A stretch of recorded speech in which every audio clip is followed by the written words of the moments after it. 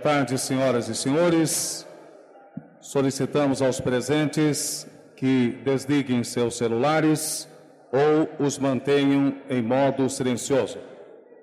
Sejam bem-vindos à abertura da 5ª Semana Institucional da Magistratura do Trabalho do Paraná, evento que tem por objetivo promover debates acerca de temas de relevante interesse para o Poder Judiciário e a sociedade relacionados às práticas diárias dos magistrados, além de promover a aproximação das duas instâncias da 9ª Região.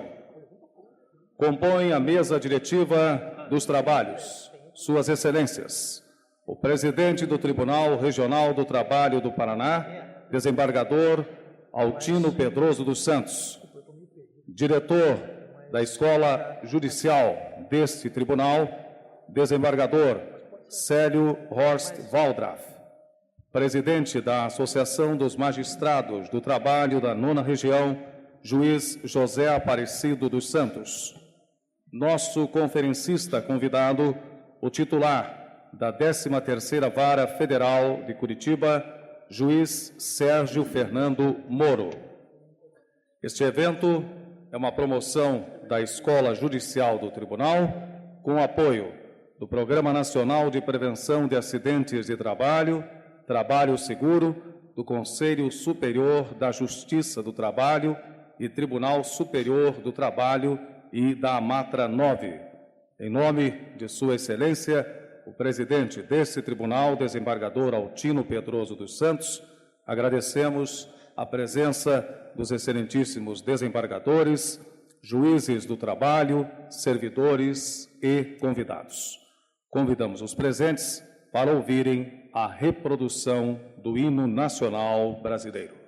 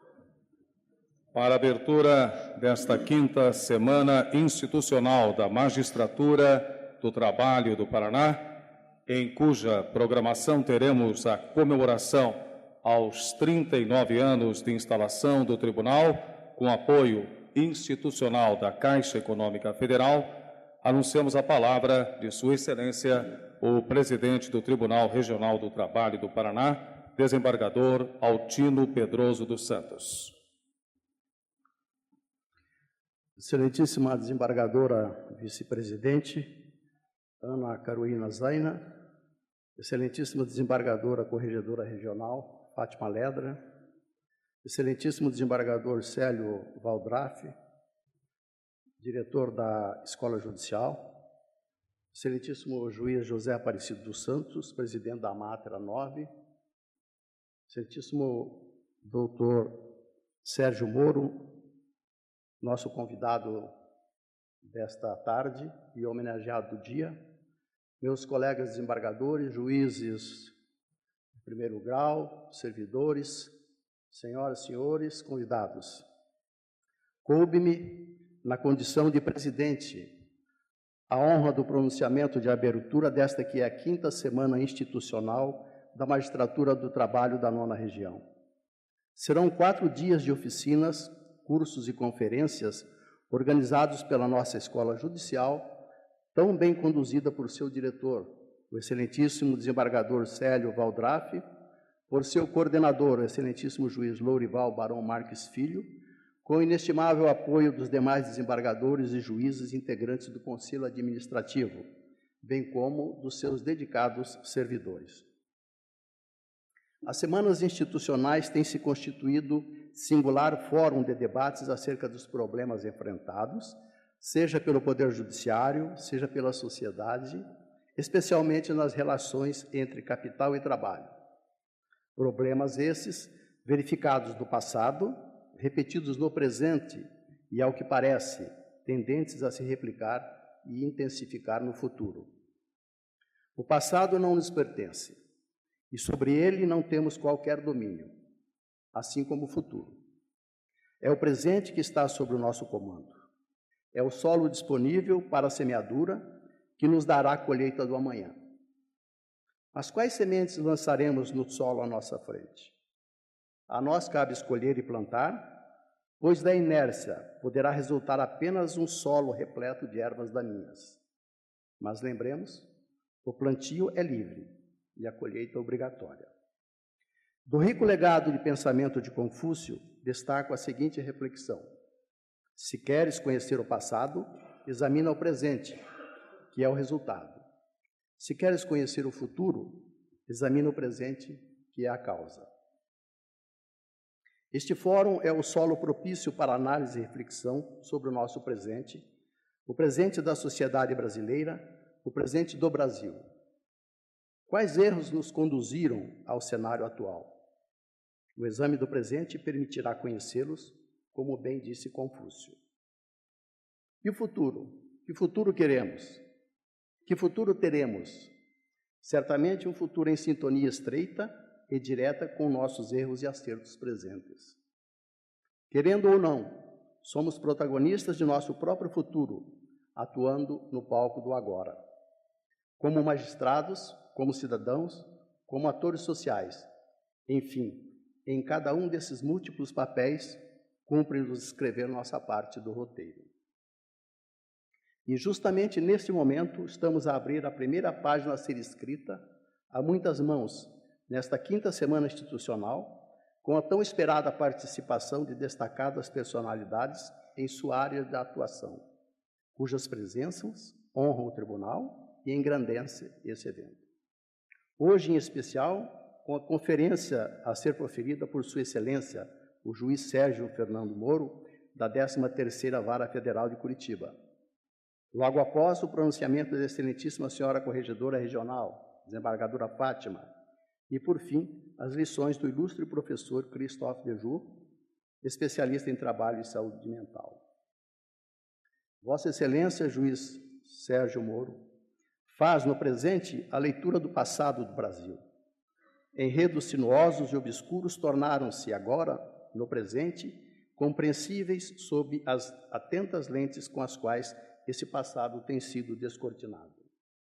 Porém, a possibilidade de que hoje, no presente que nos pertence, estejamos escrevendo ou permitindo que escrevam uma réplica do roteiro que horas assistimos, perplexos e indignados, impõe que despertemos dessa inércia, desse sono letárgico e abandonemos qualquer conformismo. Por isso, neste momento crítico em que vivemos, é a construção do Brasil do futuro que deve nos mobilizar. E nessa construção, como o presente nos tem mostrado, é fundamental o reconhecimento e a participação da sociedade, porque, como escreveu o eminente ex-presidente do Supremo Tribunal Federal, ministro Antônio César Peluso, a força do judiciário é a própria sociedade civil, da qual é intérprete. Se a mesma sociedade se alia, por ação ou omissão, aplauso ou indiferença, inadvertidos a violências contra a magistratura, não perde esta, mas aquela.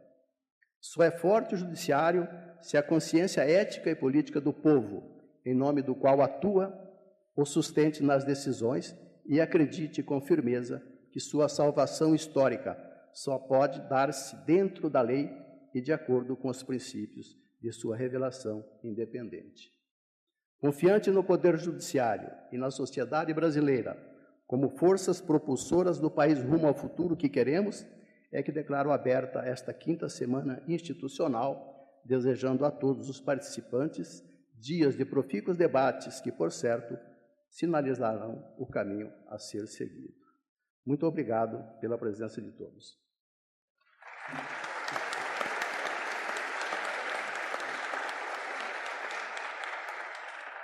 Para uso da palavra, Sua Excelência, o diretor da Escola Judicial do Tribunal Regional do Trabalho do Paraná, desembargador Célio Horst Waldraff.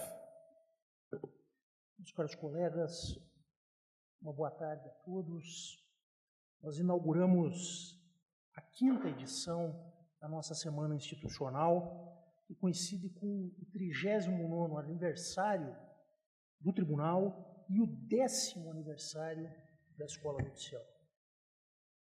Esse evento é permanente e tem foro regimental e, de alguma maneira, concretiza uma metáfora a respeito da construção institucional, já que, para a sua dimensão, contribuíram gestões, administrações, presidentes, ex-presidentes, corregedores, diretores, juízes e servidores no curso desse período tão profícuo.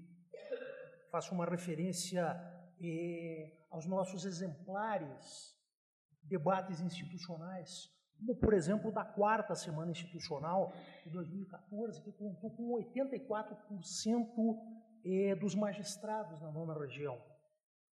Esses debates culminaram com a edição de 18 proposições que foram encaminhadas à administração e que apurou-se em implementar, evidentemente, na medida do possível e das restrições tanto jurídicas quanto orçamentárias, a sua materialização. O evento de 2015 tem uma estrutura algo diferenciada, na medida em que esses debates institucionais estão previstos, como no ano passado, para um único dia, para a quinta-feira, o dia 17, e é monotemático. Nós vamos tratar do novo Código de Processo Civil e a sua influência sobre o processo do trabalho.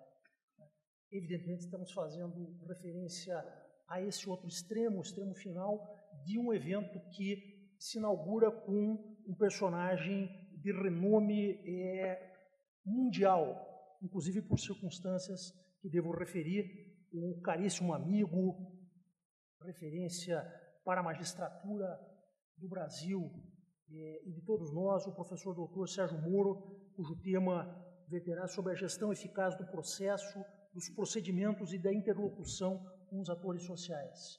Por outro lado, evidentemente que é uma interlocução entre colegas.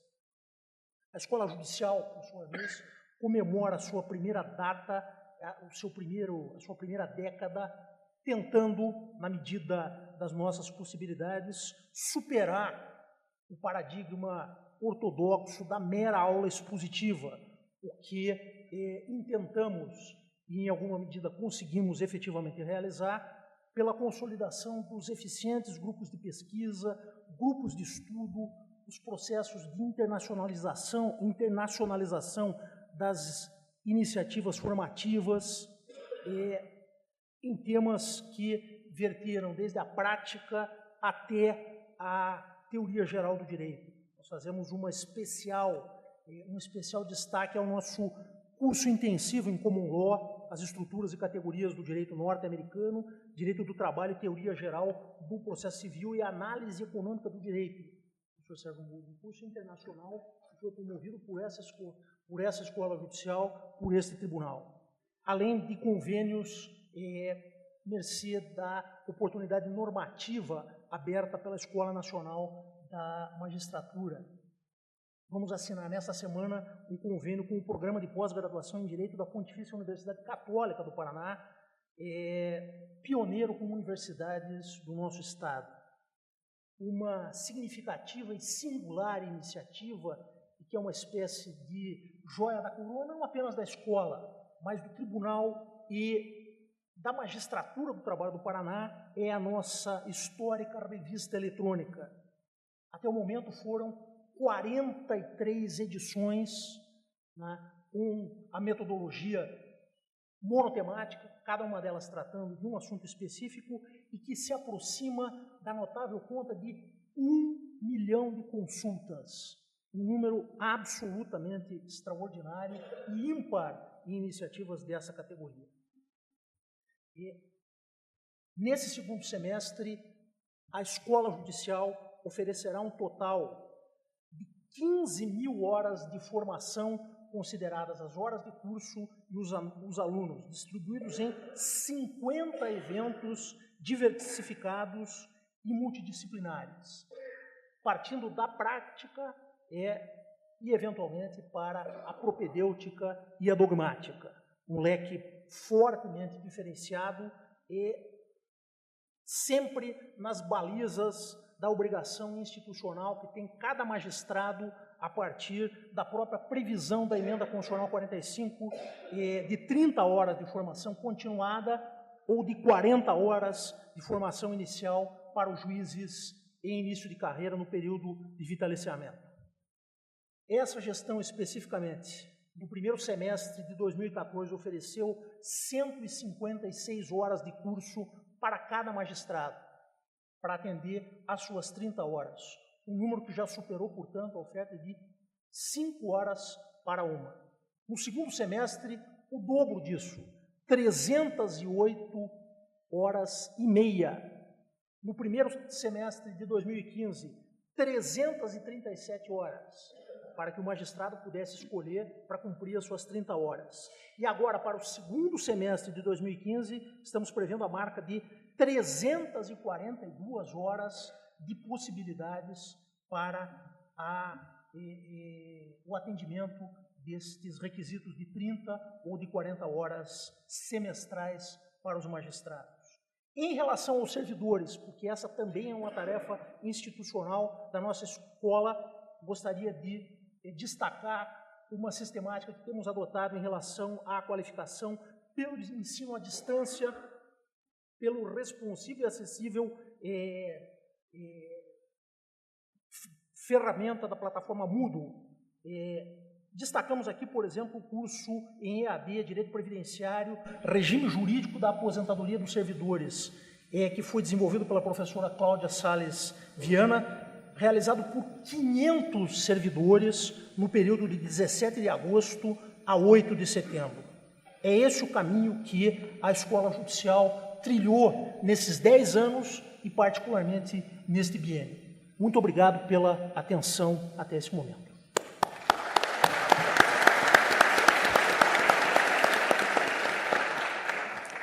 E, nesse momento, os integrantes da mesa de abertura são convidados a tomar assento nos lugares reservados na plateia, para a sequência dos trabalhos, permanecendo à mesa nosso conferencista e o diretor da Escola Judicial deste Tribunal, desembargador Célio Horst Waldraff, para a presidência dos trabalhos da Conferência Magistratura, Gestão Eficaz do Processo dos Procedimentos e da Interlocução com os atores sociais.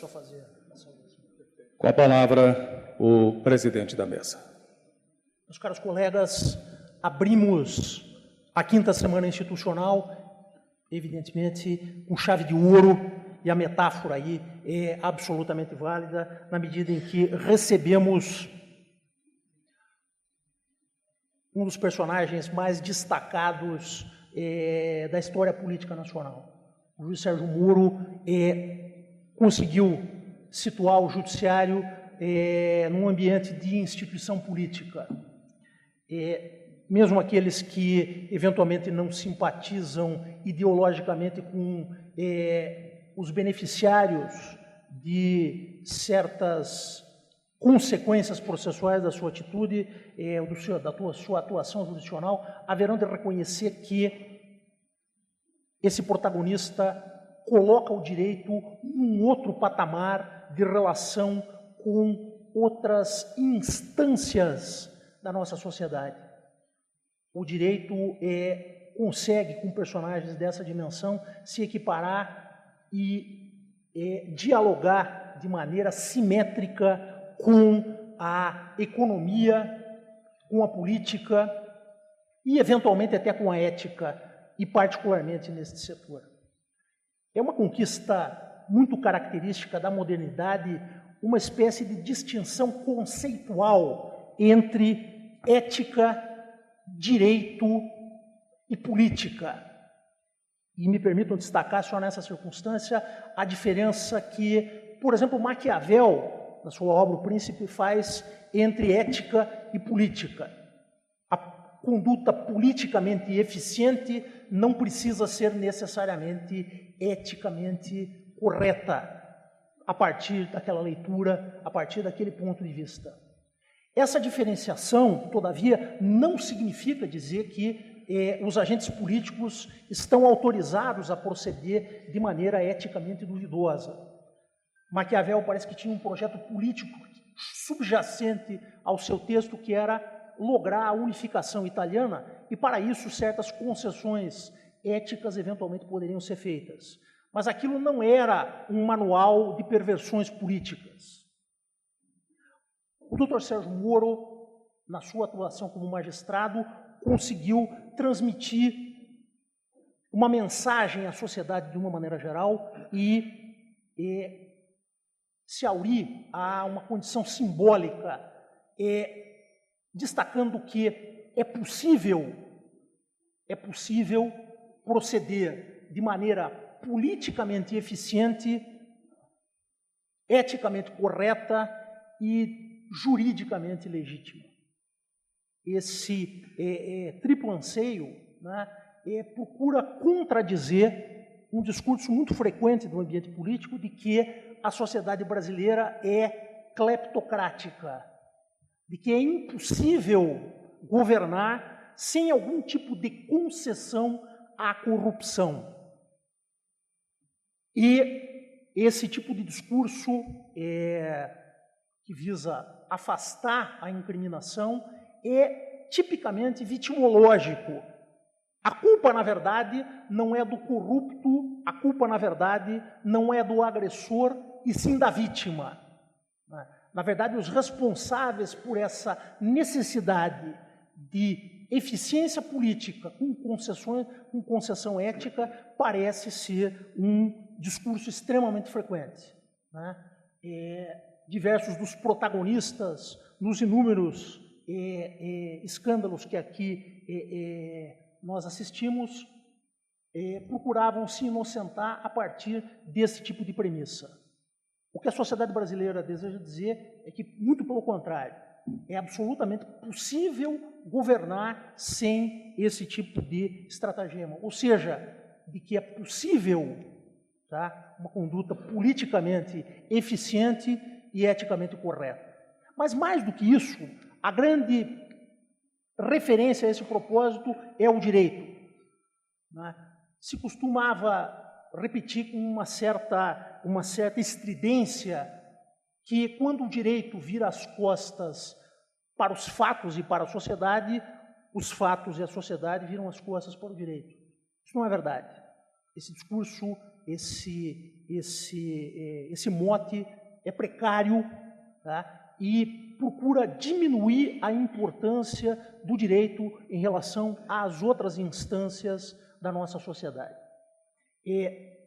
Há muito tempo atrás, quando do início do desgaste da ditadura militar, o presidente do Conselho Federal da OAB, o sociólogo e jurista Raimundo Faoro, iniciou a sua caminhada em favor da redemocratização, pretendendo resgatar um instituto típico do direito processual penal, do qual o professor Sérgio Moro é cultor. O retorno do habeas corpus. Né? A partir deste início, seria possível reconstruir a normalidade democrática. Em certa medida, as contribuições recentes da jurisprudência do processo penal, do qual, insisto, o professor Sérgio Moro, além de ser professor, é também doutrinador, implantaram algum tipo de avanço. Por exemplo, a de responsabilizar o sujeito ativo do crime de corrupção, a dita corrupção ativa. Os corruptores passaram a ser responsabilizados. Um passo extraordinário que diferencia o momento político que vivemos, por exemplo, do período do impeachment do presidente Collor, o qual os corruptores foram todos absolvidos. Parece que essa é uma diferença forte e uma conquista extraordinária de um tipo de jurisprudência que o Dr. Sérgio Moro cultiva.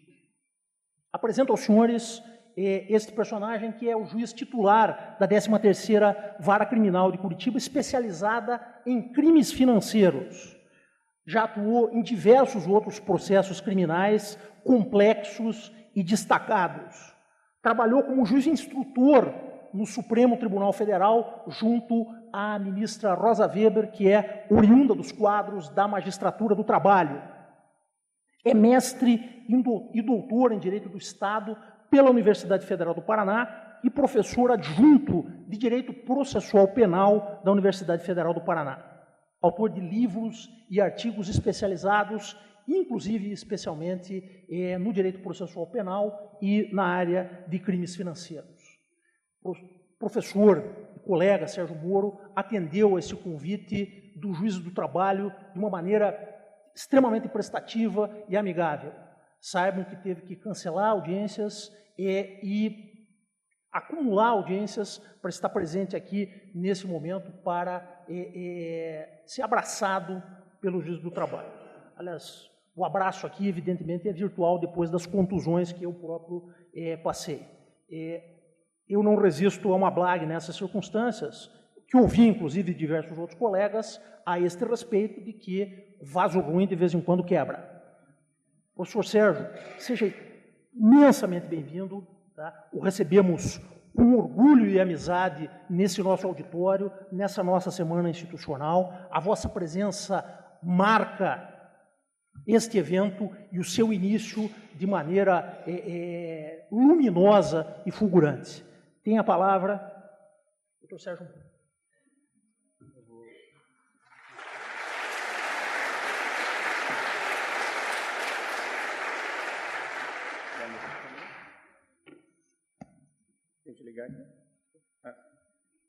Bem, boa tarde a todos. Eu gostaria inicialmente de agradecer o gentil convite de estar nessa casa, cumprimentar todos os colegas magistrados aqui presentes, que faço na pessoa do presidente, o Dr. Altino Pedroso, e também uma referência especial ao convite que me foi feito pelo Dr. Valdraff para este evento. É um prazer estar aqui. Eu confesso que, como juiz federal com outra especialidade, normalmente transito numa área diferente do trabalho dos colegas magistrados, mas tenho alguns amigos, bons amigos, juízes do trabalho, e também convivo. Magistrados nunca conseguem se livrar do meio jurídico, né? Então sempre temos lá os advogados, os procuradores, o pessoal do direito. Então é um prazer estar aqui neste dia. Eu confesso que quando foi feito o convite, eu fiquei um pouco na dúvida do que eu poderia falar nesse evento. E, em particular, o título da palestra não fui eu que inventei, não. Me veio pronto, inclusive. Eu tenho uma dificuldade, porque eu estou com esse caso um tanto quanto rumoroso, que é a chamada lá Operação Lava Jato, e os doutores e doutoras bem sabem que nós não podemos falar muito abertamente sobre casos pendentes. Existe uma série aí de, não só proibições legais, mas riscos legais de nós nos aventurarmos a falar sobre casos ainda pendentes. Algumas coisas, porém, eu poderia dizer, para fazer a introdução da minha exposição, não tem sido muito fácil o trabalho, tem sido um trabalho muito intenso, embora seja um trabalho gratificante em vários aspectos, especialmente aí, o caso é interessante e, evidentemente, quando nós temos casos interessantes, nossa vida profissional também se torna mais interessante. Por outro lado, tem havido um reconhecimento do trabalho da sociedade civil, que também é muito gratificante, mas tem sido um trabalho muito intenso e muito difícil, e não destituído dos seus momentos de tensão em vários aspectos. E o que eu pensei em falar aqui aos senhores seria contar uma história inspiradora, que eu me baseio muito nessa história. Então, muitas vezes até, não só nesse caso, mas tive casos muito complicados no passado. Eu tive um caso que me trouxe uma grande dificuldade até pessoal. Em 2007, nós tivemos um caso, eu tive um caso na 13ª Vara, então era a 2ª Vara Federal Criminal, que era um processo contra um grupo criminoso dirigido pelo Luiz Fernando da Costa, o chamado Fernandinho Beiramar. Então, foi um caso assim com efeitos colaterais complicados na época e que trouxe assim, muito desgaste. E tive outros também, casos pretéritos. Agora, em especial, esse vem gerado, assim, tem gerado uma série de tensões. E uma das coisas que eu normalmente faço para aliviar, às vezes, essas tensões é buscar algumas histórias inspiradoras. E uma especial que me toca muito é a do colega juiz italiano, provavelmente os doutores e doutoras já devem ter ouvido falar, o Giovanni Falcone, que foi um magistrado italiano célebre na Itália, por sua atuação na década, principalmente, de 80 e 90, e não raramente, nesses momentos de tensão, eu tenho alguns livros a respeito da vida dele, e eu recorro a esses livros e algumas histórias, porque a gente chega à seguinte reflexão: olha, se você acha que está difícil, leia lá, né? E você vai ver que não foi tão difícil como o trabalho dele, e mesmo com referência a esse caso, sem querer fazer qualquer comparação, não foi tão impactante, a meu ver, como o trabalho realizado por aquele juiz. E por essa história, confesso aí aos doutores, para mim ela ser muito inspiradora, embora ela tenha alguns momentos sombrios, eu pensei, na verdade, em fazer um relato aqui sobre a vida do Giovanni Falcone, o trabalho dele, e com algumas reflexões interessantes. A maioria tem o conhecimento comum apenas do final trágico da história, mas não tem um conhecimento de momentos importantes da vida, do trabalho dele, e alguns desses momentos do trabalho, depois nós vamos verificar, eles são tão fantásticos que parecem que não são verdadeiros. E todos os magistrados, nós às vezes nos deparamos com situações difíceis de trabalho, maior ou menor, mas às vezes nós reclamamos até um pouco de barriga cheia, né? Quando encontramos aquela impressora e está emperrada e parece, de repente, o mundo acabou. E quando nós vamos pensar no que foi feito no passado e em histórias mais desafiantes da magistratura, isso tudo vira um problema muito pequeno. Então, se os doutores e doutoras me permitirem, Eu gostaria de fazer de alguns relatos de episódios da vida do juiz Giovanni Falcone, e eu acho que é uma história inspiradora e creio que talvez possa ser também inspiradora para os colegas magistrados. Então, eu tenho aqui um dado que ele nasceu em 1939 e em 1965 ele ingressou na magistratura. Para quem não sabe, a magistratura italiana ela tem um perfil institucional diferenciado em que o Ministério Público e os juízes fazem parte de uma carreira única. A chamada magistratura sentada e a magistratura em pé. Então, durante a carreira, o magistrado pode ser tanto do Ministério Público, um procurador, como pode ser também um magistrado julgador. Então, existe uma possibilidade aí de cambiar na carreira entre essas duas funções, o que não existe aqui no Brasil. Mas ele ingressou em 1975, a história dele realmente começa por volta de 1978, quando ele assume um cargo importante no Tribunal de Palermo, na capital da Sicília. E ele vai trabalhar como juiz instrutor. O juiz de instrução. A juiz de instrução é uma figura que nós não temos no Brasil, vem lá do direito, uma figura criada pelo Código de Processo de Instrução Criminal Napoleônico de 1808, em que criou a figura do juiz de instrução e acabou influenciando sobremaneira o direito continental europeu. Nós nunca tivemos essa figura aqui no Brasil, mas o juiz instrutor é basicamente um juiz que atua na fase de investigação, com poderes de magistrado, mas com alguns poderes também de impulso de ofício da investigação. Então, o Giovanni Falcone assumiu essa posição por volta de 1978, 1979. E o grande problema de um juiz criminal na Sicília, os doutores e doutoras certamente sabem, é a máfia. A chamada Cosa Nostra, a máfia siciliana, que é uma máfia extremamente terrível e violenta. Aparentemente, atualmente, talvez um pouco mais calma do que era no passado, mas era uma organização criminosa extremamente poderosa, não só dedicada aí a atividades criminais tipicamente mafiosas, como a extorsão de comerciantes, mas também dedicada a tráfico de drogas, e também infiltrada cada vez mais progressivamente na máquina estatal, especialmente na obtenção de contratos públicos junto aos poderes públicos. Mas ele começou a trabalhar em 1978, 79 nesses casos. Inclusive, em 1979 foi um ano em que um magistrado siciliano é assassinado em retaliação pela máfia italiana, que é um juiz chamado Cesare Terranova. Na carreira dele, vários outros juízes e colegas acabaram sendo assassinados pela máfia em retaliação ao trabalho desses juízes.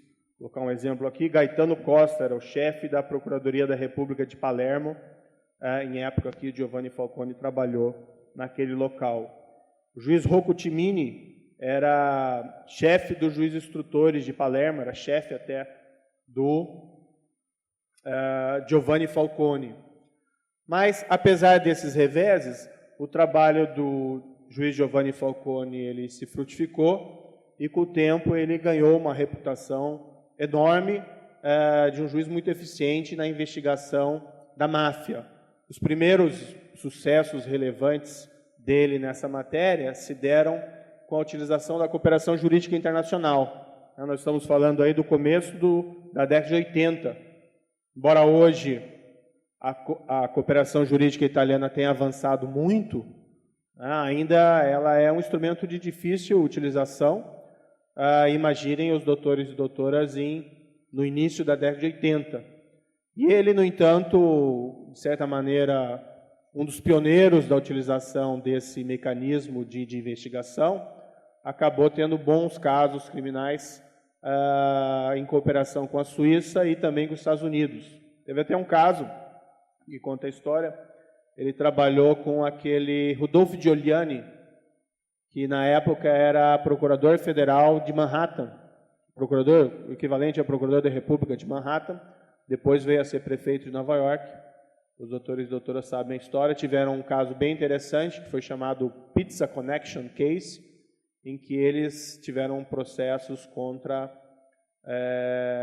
mafiosos que trabalhavam na Itália e nos Estados Unidos em tráfico de heroína e utilizavam, daí o nome do caso, pizzarias para lavar dinheiro do tráfico de heroína. Mas, enfim, onde ele se notabilizou realmente foi na relação dele com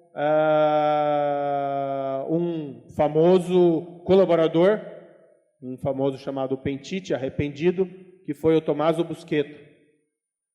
Talvez os doutores e doutoras já tenham ouvido falar desse nome. O Tommaso Busquetta era um chefe, um dos chefões da máfia italiana, e ele, numa guerra da máfia entre os mafiosos que ocorreu na década de 70, ele fugiu e, inclusive, se refugiou no Brasil, onde ele traficava drogas para a Europa. Acabou sendo preso no Brasil e foi extraditado para a Itália. Consta até a história que, durante o voo do avião, ele tentou o suicídio. Tinha receio de que a sua família pudesse sofrer retaliações. Mas o suicídio não foi bem sucedido. Ele chegou na Itália e a máfia tinha aquele velho, famoso código de silêncio, o pacto, né, da omertà, que raramente era quebrado pelos criminosos. Para os senhores terem uma ideia, a colaboração do Tommaso Busquetta na década de 70 foi precedida por um outro chefão famoso da máfia, e aquela colaboração da década de 70, simplesmente os juízes não acreditaram.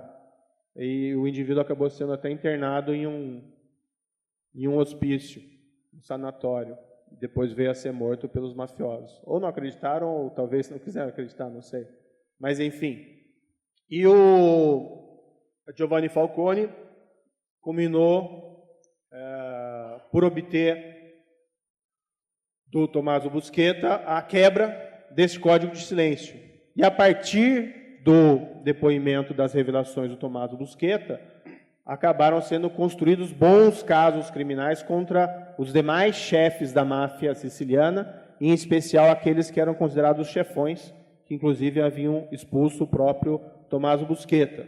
Dizia lá aos magistrados italianos que antes da delação do Tommaso Busquetta, eles sequer sabiam o nome da organização, eles chamavam de máfia.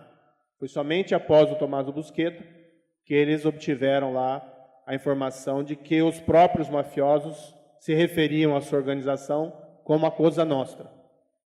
E não convém entrar em detalhes aqui de investigação, e certamente os processos que foram instaurados não se fizeram apenas com base na palavra do Tommaso Busquetta, mas o fato é que, com base nas revelações e investigações por ele realizadas, o Giovanni Falcone e os demais colegas que dividiam com ele o juizado de instrução do Tribunal de Palermo apresentaram, eu tenho aqui o dado,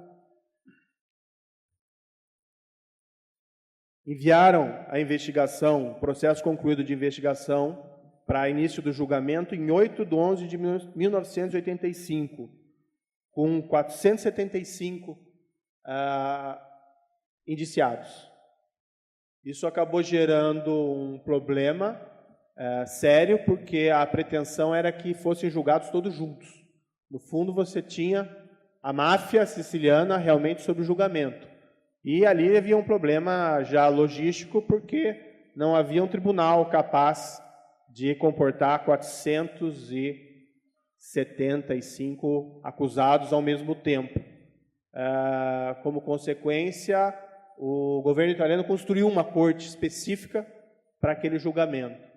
E foi iniciado aquilo que depois foi denominado do maxi processo contra a máfia italiana, baseado aí no trabalho do Giovanni Falcone. Esse julgamento, com esses 400 e tantos acusados, foi iniciado em 16 de 12 de 1986. Aí já não mais envolve o trabalho do Giovanni Falcone, que ele é o juiz de instrução, não trabalha nessa outra fase do processo, assume daí procuradores e juízes de julgamento, e ele durou cerca de 22 meses, esse julgamento, com sessões diárias interrompidas pelos finais de semana. Quando eu peguei esses dados a primeira vez, eu ficava imaginando, puxa, uma acusação penal, um julgamento com 400 e tantos acusados. Construir um tribunal com duração de 22 meses com sessões diárias, esse foi um dos aspectos que eu pensei, não, isso aqui não pode ser verdadeiro, mas de fato é verdadeiro, foi feito, tem precedente. A sentença foi finalmente prolatada por um painel de 3 juízes, o presidente do tribunal era o chamado Alfonso Giordano, em 16 de 12 de 1987. O tribunal não fez um trabalho rigoroso de avaliação das provas e entenderam ali que haviam, em 114 casos, não havia prova suficiente para condenação, foram absolvidos 114 acusados, mas foram condenados 344 acusados daquele processo. E o mais importante, que os grandes chefões da máfia da Cosa Nostra foram condenados a penas duras, prisão perpétua. Aqui eu tenho nomes para Michele Greco, Francesco Madonia e o Bernardo Provenzano, e o chefão, que era considerado o chefão de todos, que era o Salvatore Rina, o dito Totò Rina. Não obstante, a sentença, o caso não acabou com a sentença, e segue em apelação.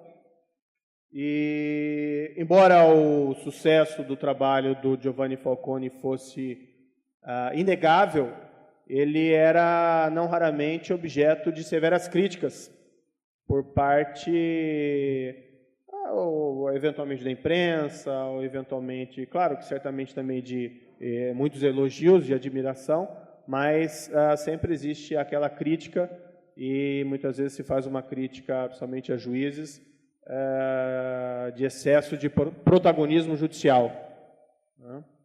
E o Giovanni Falcone, apesar de ter tido esse grande sucesso no trabalho dele, com essa sentença, obtendo essa sentença do maxi-processo e casos anteriores, é interessante aqui destacar que ele concorreu em seguida ao cargo de procurador, de chefe do juiz de instrução da cidade de Palermo. Até então ele era um subordinado. O chefe dele era um indivíduo chamado Antonino Caponetto, que se aposentou logo em seguida da sentença do maxi-processo.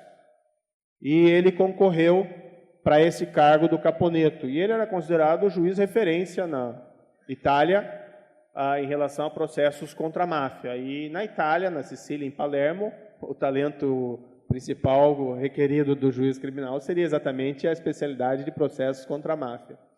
Mas, não obstante, apesar dessa especialização dele, ele concorreu para esse cargo no começo de 1988, ou seja, logo depois da sentença do maxi-processo, mas o Conselho Superior da Magistratura preteriu ele em relação a um outro candidato pelo critério de antiguidade.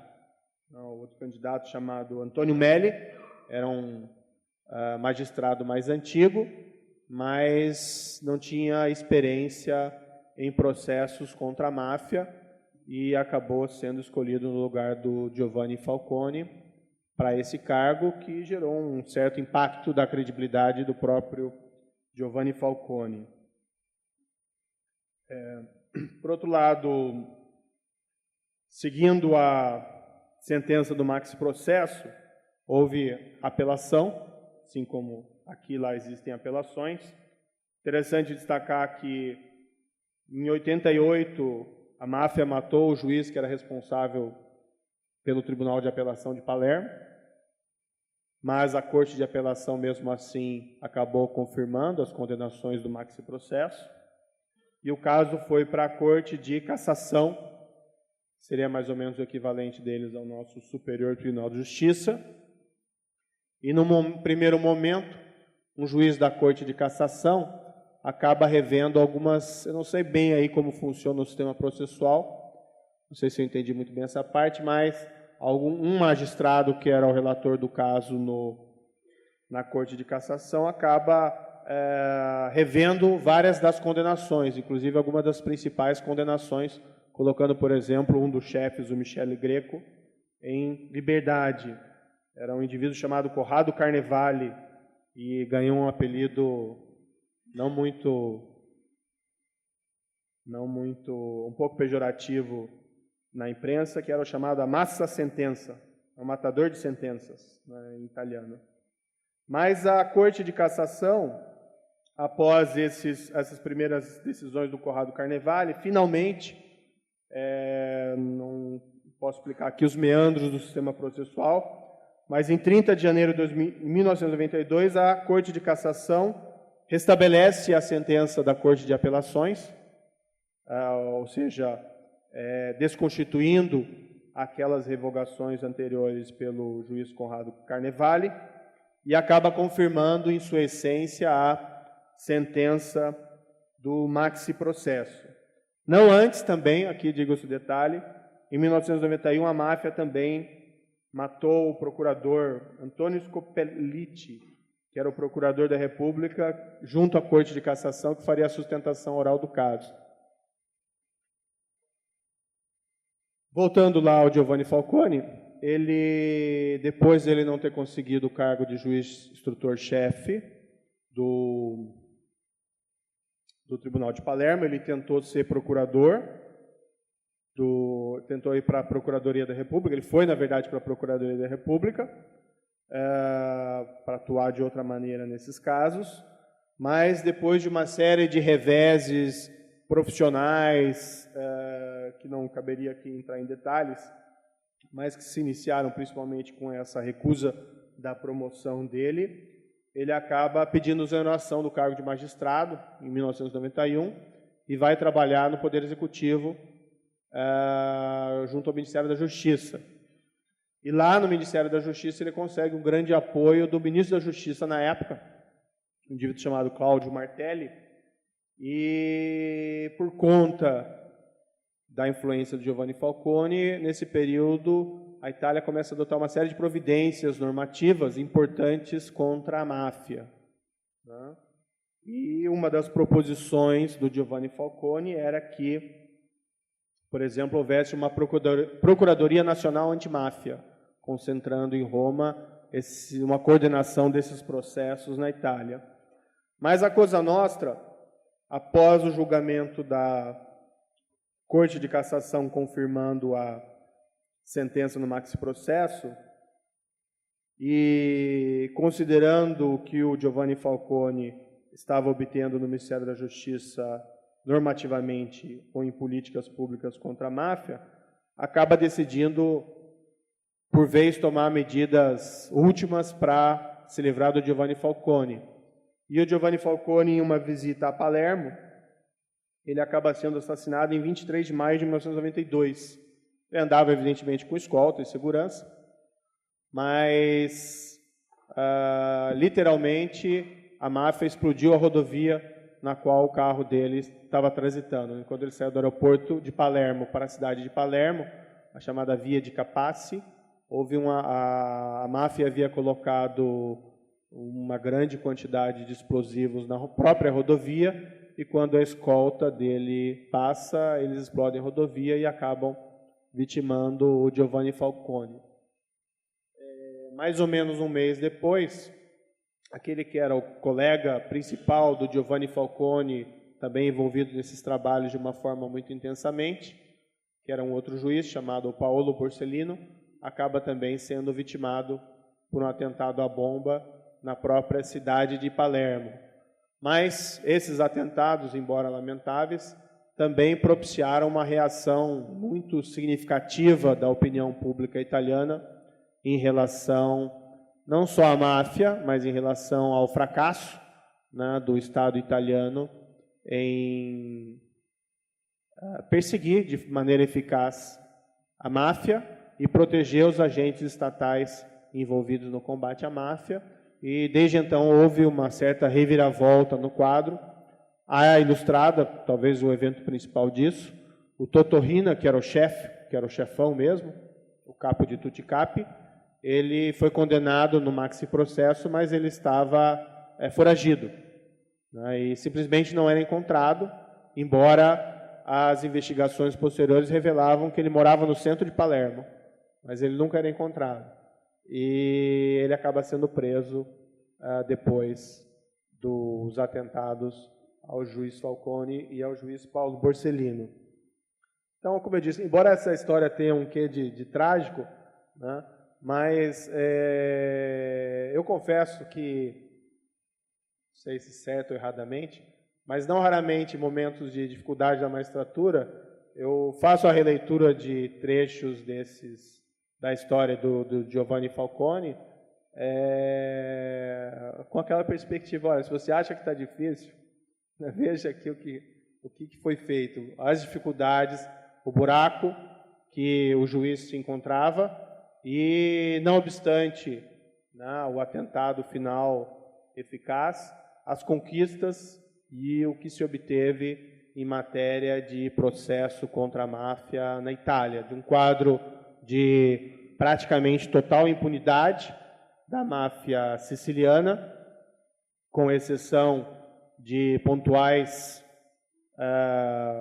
subordinados dentro daquela estrutura hierárquica mafiosa, se tem um processo em que há uma condenação de não só mais de 300 de integrantes daquela organização criminosa, mas principalmente condenações contra os chefes, né, os verdadeiros chefes da máfia siciliana, o que foi algo absolutamente inédito até então.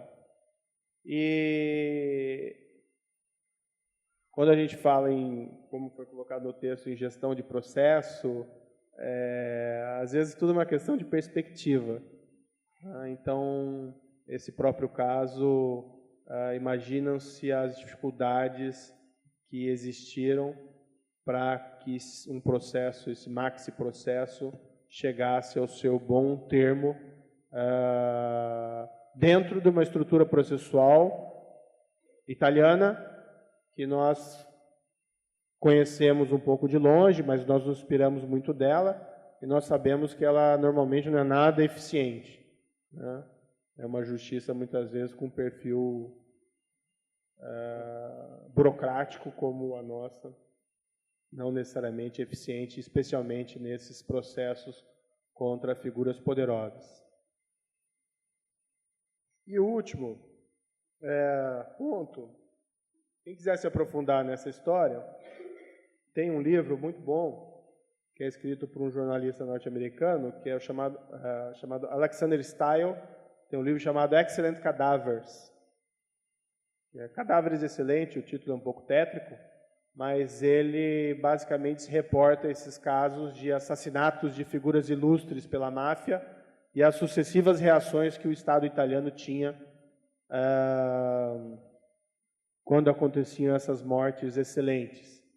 E, além disso, existe uma literatura em italiano mais ampla sobre a vida do Giovanni Falcone. Mas, em especial, uma leitura que é muito interessante, o próprio juiz Falcone tem um livro chamado Cosa Nostra, O Juiz e os Homens de Honra, que, no fundo, é produto de entrevistas que ele concedeu não me lembro aqui o nome do, salvo engano, Marcelo Padoni. E esse livro é interessante porque ele tem tradução portuguesa, então é um livro um pouco mais acessível. E uma das coisas que ele escreveu esse livro em 1991. Uma coisa que me chamou a atenção quando eu li o livro dele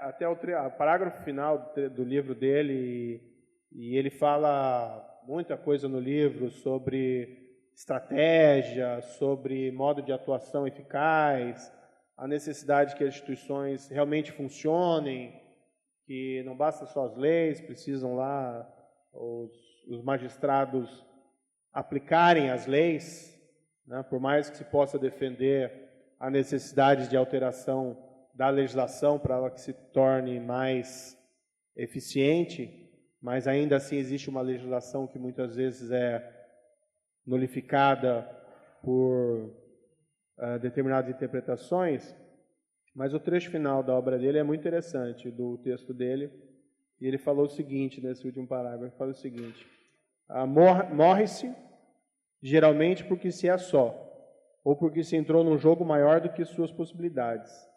Morre-se muitas vezes porque se deve agir de forma artesanal, e não se sendo ajudado, está-se destinado a levar bala. Na Sicília, a máfia mata os servidores do Estado que o Estado não consegue proteger. Isso em 91, né? Foi assassinado em 92. É um trecho assim, muito tocante. Mas assim, não me entendam mal, eu não estou querendo fazer nenhuma comparação daquele caso com a situação atual do Brasil. A situação atual, nesse caso com que eu trabalho, é muito mais similar com as chamadas operações Mãos Limpas, né? Operação Manipolite, que no fundo tem o seu centro em Milão, e começou basicamente no mesmo ano que o Giovanni Falcone morreu, em 1992. E graças a Deus todos os magistrados da Manipolite estão vivos e bem. Mas, por mais mérito que tenha tido essa operação Manipolite, que também é uma história muito interessante, não caberia aqui no caso, mas ainda eu acho que, para mim, pelo menos, a história que me inspira dessas dificuldades, superações, que pese o final trágico, é a do juiz Giovanni Falcone. E aí eu tomei a liberdade, já que eu não entendo nada de justiça do trabalho, para fazer essa exposição aqui, em relatar esse caso. Acho que talvez possa ser inspirador também para os colegas magistrados que me fizeram esse gentil convite e tiveram a gentileza de ter a paciência de me ouvirem durante todo esse tempo. Muito obrigado.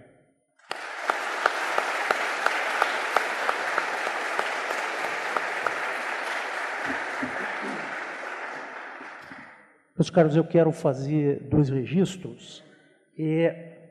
No início desse ano, a Associação Nacional dos Magistrados do Trabalho promoveu um encontro internacional em Roma, na Itália, e houve uma referência a um magistrado nominado pelo professor Sérgio Moro, numa passagem também simbólica da história da magistratura italiana, o assassinato de Cesare Terranova.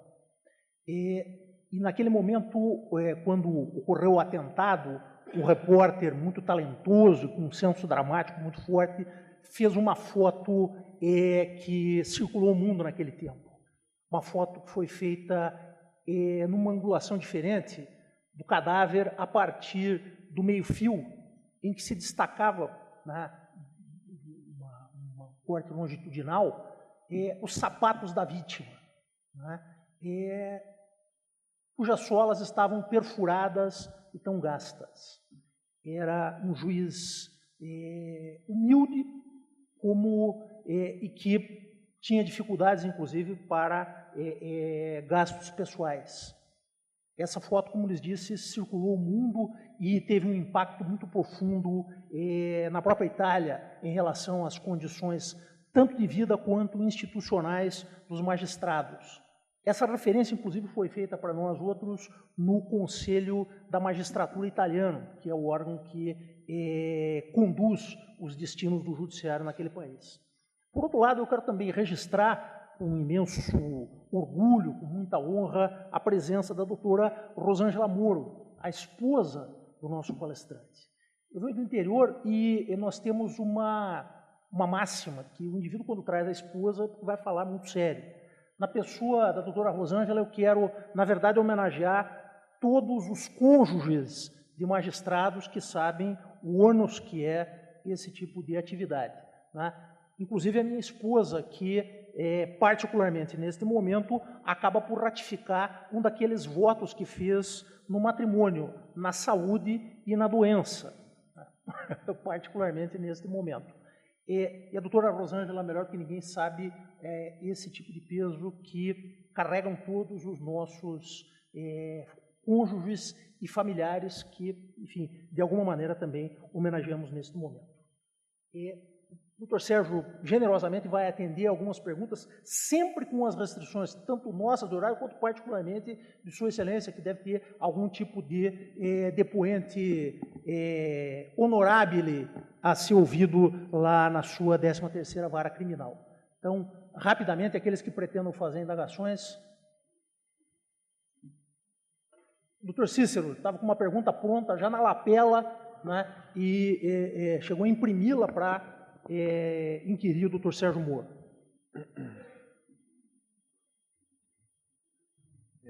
Boa tarde, doutor Sérgio Moro. Meu nome é Cícero, sou juiz do trabalho.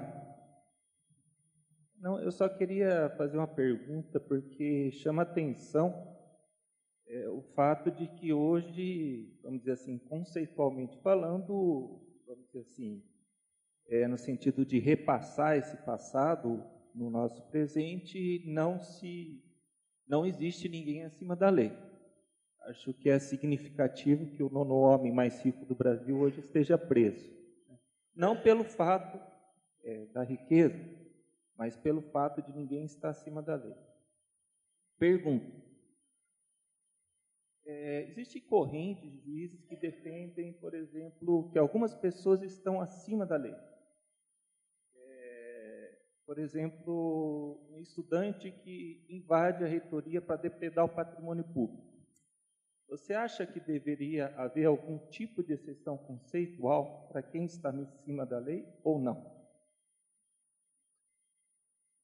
Olha, eu acho que essa questão do governo de lei e do governo de homens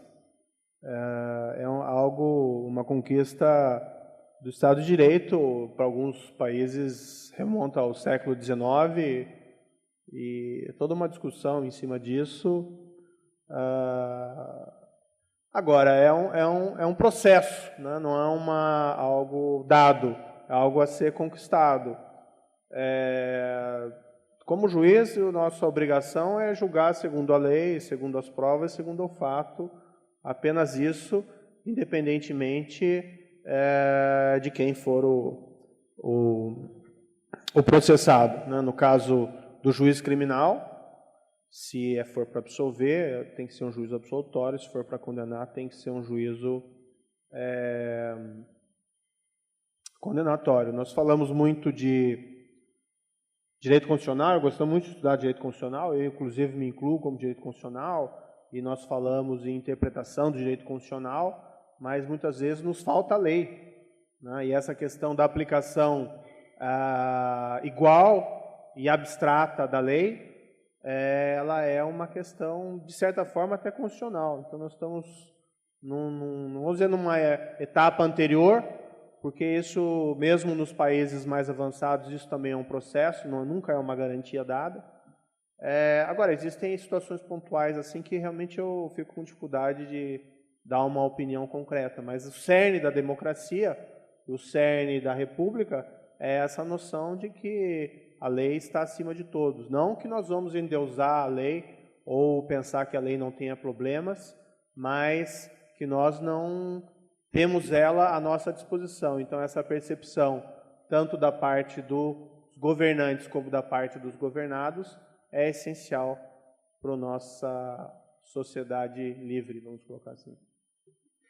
Pede a palavra também um personagem notável aqui, o professor Luiz Eduardo Gunter, o nosso milionário, né? Já que é o pai e a grande inteligência que conduz os destinos da nossa extraordinária revista eletrônica. Professor Gunter, tem a palavra. Doutor Sérgio Moro, eu gostaria primeiro de cumprimentá-lo pela sua exposição, dizer que todos nós acompanhamos a sua trajetória como magistrado, a sua serenidade e a sua competência. E uma pergunta que sempre se faz no meio dos magistrados é o seguinte: nós sabemos que a sua formação toda se inclinava para o direito constitucional, para o direito administrativo, inclusive na área do seu mestrado e doutorado, e repentinamente na magistratura o seu encaminhamento foi para a área criminal. Existiu aí uma ponderação do destino apenas, ou houve uma determinação sua especificamente para concentrar-se na área criminal? Deixa eu só para condensar, pede a palavra também o Dr. Cássio Colombo, o vice-diretor da escola, só para abreviar, para facilitar a condução aqui. Eu formulo a pergunta junto e o Dr. Sérgio responde já na sequência ambas. Dr. Cássio. Também eu parabenizo o Dr. Sérgio. E só rapidamente o seguinte, o senhor tem um artigo escrito junto com o Bochenek, Problema é o Processo. É um artigo que causou muita polêmica no meio jurídico, o Lênin Streck fez críticas, etc. E esse artigo nos interessa muito, principalmente com relação à execução provisória, que é um problema que nós temos na Justiça. Na verdade, ali, me parece que a questão seja a questão da execução provisória, né? Quer dizer, nós temos um dispositivo constitucional que você não pode prender alguém antes dele ser efetivamente condenado com sentença transitada em julgado. E nós temos visto que o processo realmente está com alguns óbitos nesse sentido. Então, eu gostaria de um comentário exatamente sobre esse enfoque constitucional para a execução provisória. É isso. Certo. Eu primeiro agradecer a pergunta do Dr. Ginter. Dr. Ginter, nós fizemos mestrado juntos na Universidade Federal do Paraná, sempre foi um grande colega, na época estudante, podemos falar assim, né? Então tenho um grande apreço pelo doutor. Fica aqui o meu registro. Olha, um pouco eu acho que o hábito faz o monge, porque são mais circunstâncias do destino. Quando eu vim para Curitiba, na verdade minha formação é em direito tributário, eu gostava mais de direito tributário, né? Hoje, sinceramente, tenho alguma dificuldade em lembrar porque que eu gostava daquilo, mas tudo bem. Mas, quando eu vim definitivamente em Curitiba, pela carreira, em 2002 eu assumi numa vara criminal. E eu já tinha cuidado de alguns casos criminais, eu acho interessantes os casos criminais. Eu acho mais humanos, vamos colocar assim, pelo menos que o direito tributário, porque você tem um contato mais intenso, acho que com questões que chamam a atenção.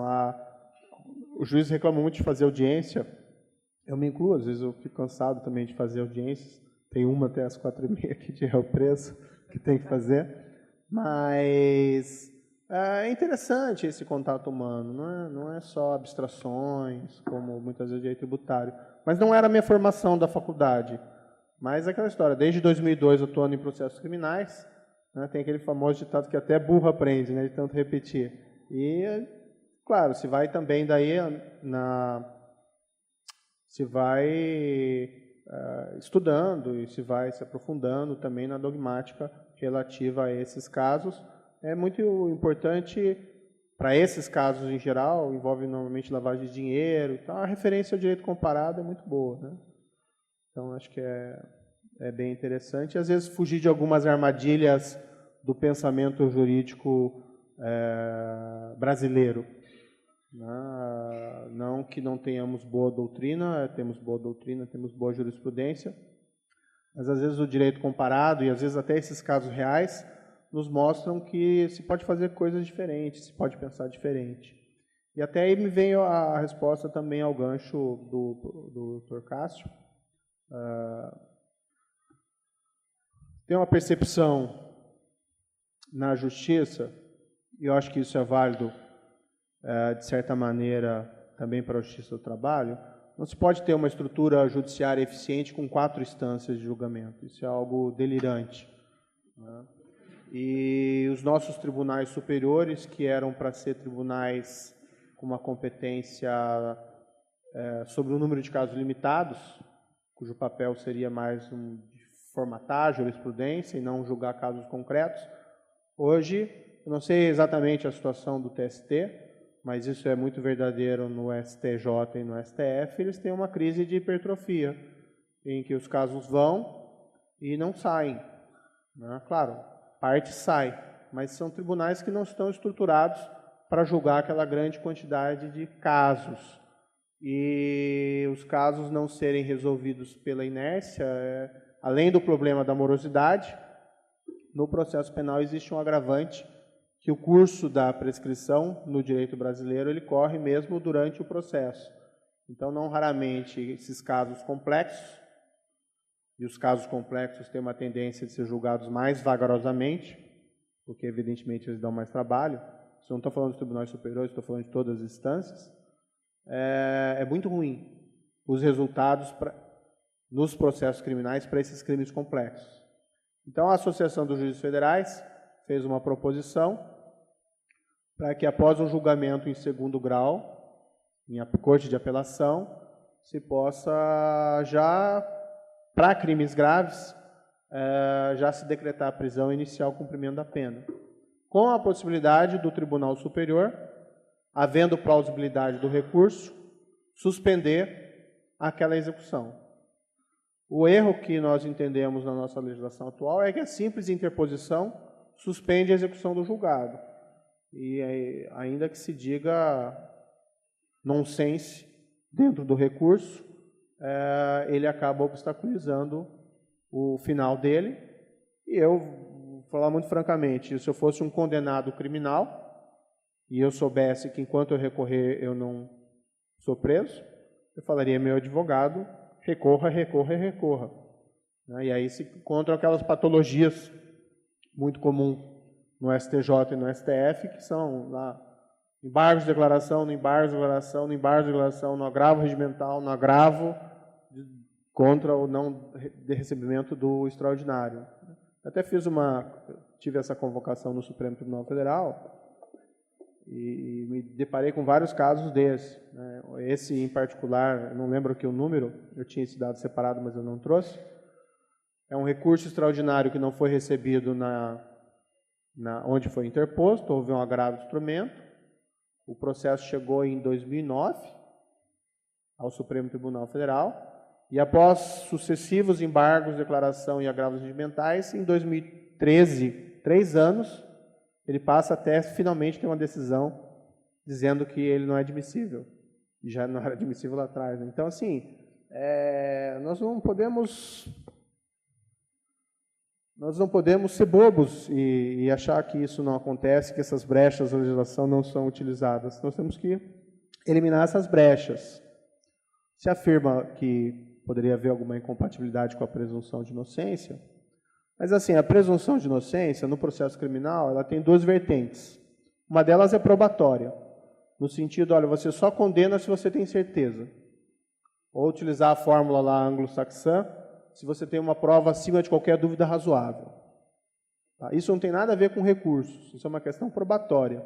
Se nós formos examinar os principais instrumentos internacionais que tratam da presunção de inocência, em tratados de direitos humanos, ou até mesmo no tratado que instituiu o Tribunal Penal Internacional, a presunção de inocência é normalmente vinculada à questão probatória. E nisso o projeto não mexe uma vírgula. Isso realmente é uma conquista, um núcleo duro da presunção de inocência que não pode ser alterado.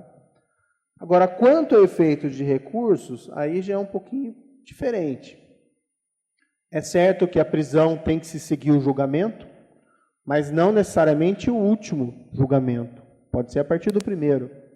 Por exemplo, isso nós mencionamos no projeto, na França e nos Estados Unidos, que são 2 países que são berços históricos da presunção de inocência, após o julgamento em primeira instância, a regra é a imposição da prisão. E não é uma prisão cautelar, é uma prisão já como decorrência da condenação, independentemente dos recursos. Lá também pode-se conceder, excepcionalmente, o efeito suspensivo aos recursos. Então, quando se diz, esse projeto fere a presunção de inocência, olha, o direito comparado diz que não. Diz pelo menos que países que com uma tradição mais intensa até de proteção de direitos fundamentais do que a nossa, que são os Estados Unidos e a França, tratam essa questão de uma outra maneira. E aqui o nosso projeto ainda é mais conservador, propondo essa medida apenas após a decisão de segundo grau. Mas eu não tenho dúvida, embora não conheça o processo do trabalho, sou sempre aquela frustração em festas familiares de final do ano, que as perguntas sempre são ou sobre direito de trabalho ou sobre direito de família. E eu nunca sei dar alguma resposta. Mas, enfim, se existe essa hipertrofia, acredito que exista do TST, se existe esse problema da impossibilidade da execução definitiva após um julgamento, pelo menos de apelação, é um impacto também na eficiência e na própria credibilidade do Justiça do Trabalho. As pessoas querem, hoje você bate o seu carro, você quer resolver o problema na semana seguinte, não daqui a 10 anos. Né? E nesses processos criminais, então, a gente lembra o caso do aquele jornalista Pimenta Neves, né, que assassinou a namorada, era réu confesso, e a justiça brasileira levou 10 anos para ter uma decisão definitiva e o cidadão ser preso. Quer dizer, algo está profundamente errado na justiça brasileira. E acho que cabe a nós mudarmos. Né? Se nós formos entender que só pode ter execução de decisão judicial quando tiver o beneplácito dos tribunais superiores, então vamos todos aí pedir exoneração dos nossos cargos porque somos inúteis ou não somos confiáveis. Né? Temos que pensar de outra maneira, sem prejuízo da competência legitimamente exercida dos tribunais superiores, inclusive se entenderem que existe uma plausibilidade num recurso que justifique a suspensão da execução, que assim determinem. Mas não a morosidade e a ineficiência e a perda de credibilidade por inércia. Né? Eu acho que a situação é bem intolerável. Sérgio, só para encerrar então essa nossa rodada de perguntas, eu estou vendo agora você, Sérgio, formula uma indagação o doutor Eduardo Baracá, que, como Vossa Excelência, doutor Sérgio, é o homem certo no lugar certo. Né? A Operação Lava Jato é sua responsabilidade, do doutor Eduardo, a Operação Hospital Evangélico. E, na sequência, daí, o doutor Sérgio Murilo também formula a sua indagação, e aí encerramos e passamos ao tópico seguinte do nosso evento. Doutor Baracá. Obrigado. Doutor Sérgio, parabéns pela sua exposição, mas também pela sua brilhante carreira, que a gente já acompanhava desde a época do Banestado, que também foi significante para o nosso Estado. Eu sempre ouvi que a prescrição era o calcanhar de Aquiles do direito penal. Exatamente por isso é que a gente via, né, que os grandes réus, aqueles que tinham bastante dinheiro, podiam contratar bons advogados, poderiam fazer com que o processo demorasse cada vez mais e, no final, a sua pena prescreveria e ele acabaria não sendo punido, enquanto o pobre, aquele que não tinha dinheiro, não conseguia fazer o processo chegar lá no STJ, no STF. Então, a minha pergunta é bem objetiva. O senhor acha que é possível e conveniente uma alteração legislativa alterando o sistema de prescrição do direito penal brasileiro? Doutor Sérgio Murilo, se puder formular sua pergunta já para... Doutor Sérgio, também me somo a essas manifestações de apreço à sua carreira e a esse momento em que Vossa Excelência está passando. Como o senhor, eu também não sou versado em direito penal. Meu negócio ainda com muita dificuldade é o direito do trabalho. Mas penso que o direito penal no país deu um passo importante que causava algum constrangimento na condição de cidadão, quando o Estado se recusava a reconhecer a prisão em flagrante e avança nesse momento em que vivemos aí, meio rapidamente, com as audiências de custódia, fato presente na maior parte dos países latino-americanos, onde o Estado assumia a responsabilidade da prisão, e nós, vergonhosamente, essa é a minha posição de cidadão, não fazemos isso, esse parece ser um momento importante. Mas eu queria, se fosse possível, e Vossa Excelência fizesse um pequeno paralelo, diante da sua experiência, do seguinte sentido: mesmo usando a informação que o senhor nos traz do direito penal italiano. No direito penal italiano, o juiz instrutor não julga. E há uma explicação bastante razoável, porque aquele que se propõe a instruir a ação penal deveria ter por norte o princípio do indubio pro rere, e não seria razoável, então, um juiz promover provas ou determinar a produção de provas que pudessem incriminar o réu. Nesse sentido, e aí, então, o juiz que julga o processo não está no julgamento. Queria que você fizesse uma digressão, se não lhe fosse absolutamente inconveniente, de tratar, nesse momento tão peculiar que é a atuação importante do magistrado na condução da produção da prova no processo criminal, nesse que vivemos especificamente, e todos nós referenciamos, com essa distinção que a doutrina faz e alguns sistemas jurídicos fazem também, de impedir que aquele juiz que instrui julgue o processo. Até aproveitando ali, lembrar, embora me perguntem muita coisa em festa familiar, direito de família e direito de trabalho, eu não sei, agora estão perguntando sobre o meu trabalho. Né? Então, só que daí eu não posso responder também, né? Então era um problema. Bem, a questão da prescrição, a prescrição para mim faz sentido antes da propositura da ação penal. Né? Realmente, eu acho que a prescrição tem um papel também, evitar, por exemplo, que muitas vezes casos descobertos muito distantes, cujos fatos aconteceram muito distantes do passado, sejam levados à justiça quando já houve um risco de dissipação das provas, ou talvez o efeito preventivo não seja não tão relevante, com exceções daqueles crimes mais graves. Então, acho que antes da propositura da denúncia, da ação penal, ela tem um papel a ser desenvolvido. Pode-se discutir a questão dos prazos, se devem ser maiores ou menores. Os prazos menores me parecem um pouco curtos. O prazo mínimo da legislação brasileira é 3 anos e acho um pouco relativamente curto, né? Embora os prazos máximos sejam longos. Agora, essa prescrição depois que a ação penal foi instaurada me parece uma aberração, né? Não conheço, pode sempre existir, mas desconheço que exista isso em outros países. Talvez na Itália tenha, né? Mas a Itália, não sei se nesse aspecto é um bom modelo a ser seguido. Ilustrativamente, nos processos da Operação As Mãos Limpas, tem estatísticas que apontam cerca de 40% dos casos não chegaram no julgamento de mérito, dentre os motivos por prescrição.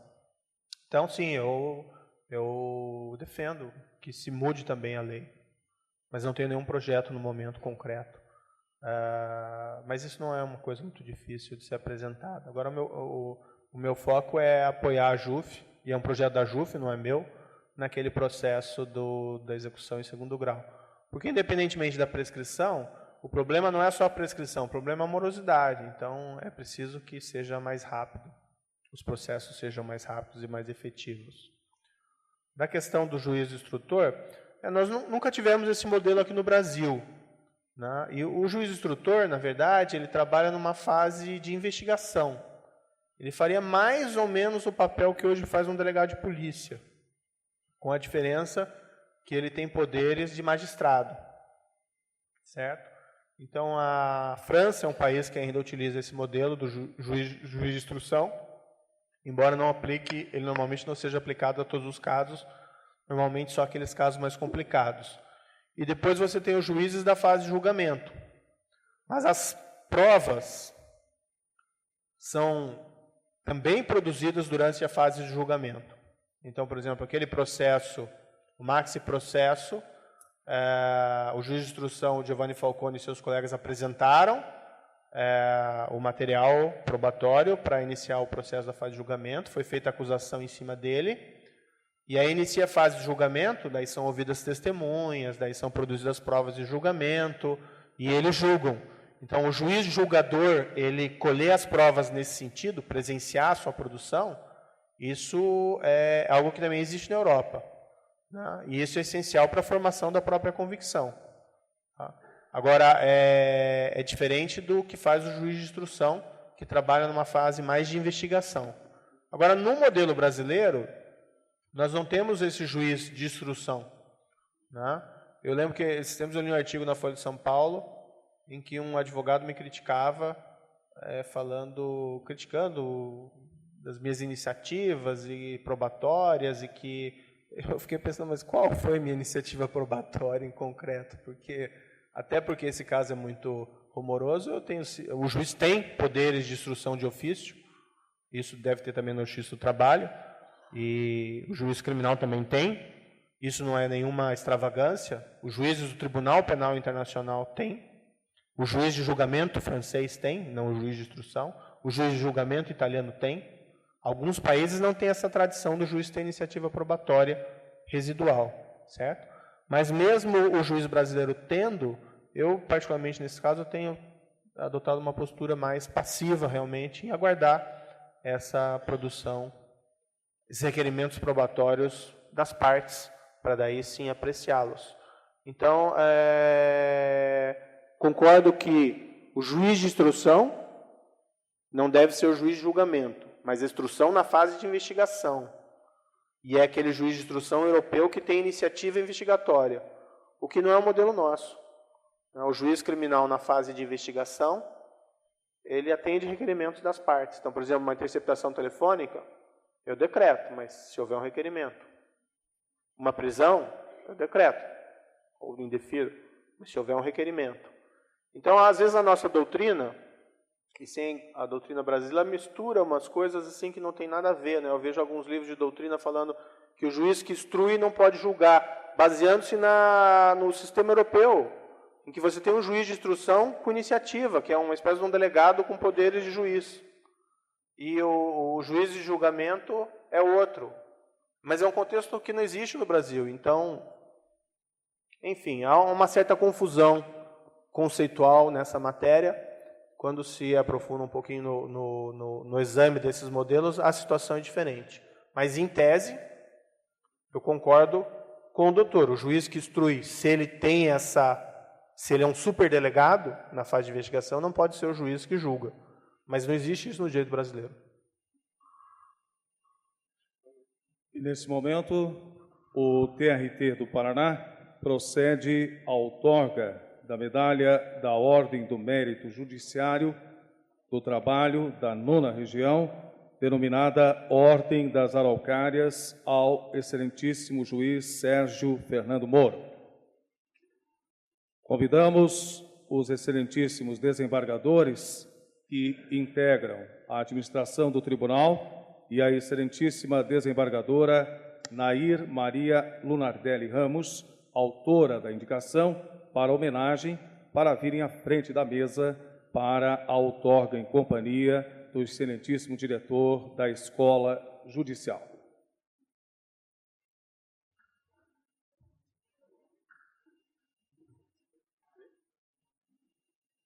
Nós convidamos o nosso homenageado desta tarde à frente da mesa para a outorga da medalha no grau comendador da Ordem das Araucárias. A Ordem das Araucárias é promoção cívica, cultural e de mérito instituída em maio de 2013, destinada a distinguir e perpetuar a memória do labor de pessoas em prol do engrandecimento da justiça do trabalho.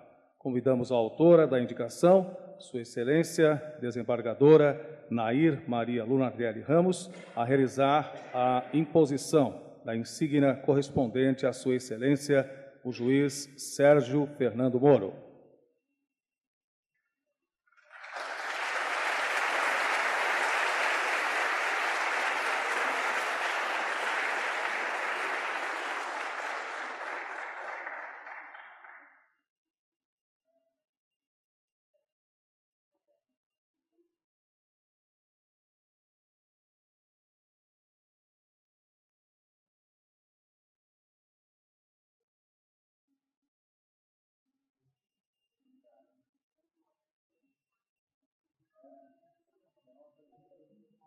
Senhoras e senhores, entregue a insígnia, nós convidamos agora os presentes ao coffee break, que será servido no foyer deste plenário, lembrando que os trabalhos serão retomados em 20 minutos, às 16h25, e que no retorno serão entregues os fones de ouvido para a tradução simultânea.